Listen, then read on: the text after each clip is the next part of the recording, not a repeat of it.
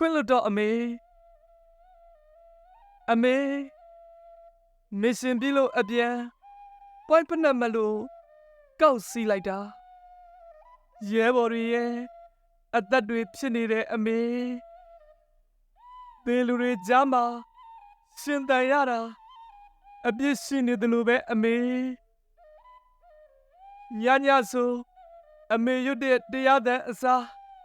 မိုင်းတန်တနတ်တန်တွေပဲကြားရတယ်စိတ်မပူနဲ့အမေဒါဟာလောကရန်နဲ့အတူနားထင်မှာဝါခဲ့ပြီသွေးမြင်ရင်လက်တက်တဲ့ကျွန်တော်ကလူတက်ရတာပျော်မယ်ထင်လားခေကြောက်တို့ရဲ့ကြွကြည်တယ်မှာ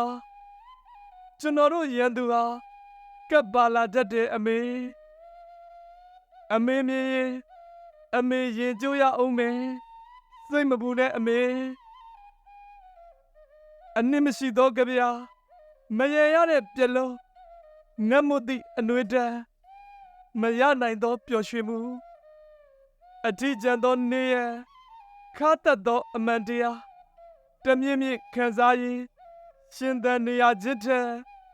ပိုမျော်လင့်လို့ရပါမလားခွင့်လွတ်တော့အမေကျေပြားတွေဟာနှုတ်ဆက်လို့သားကိုအလေးပြုပြီးအမေနောင်ဘဝဆိုတာရှိခဲ့ရင်သား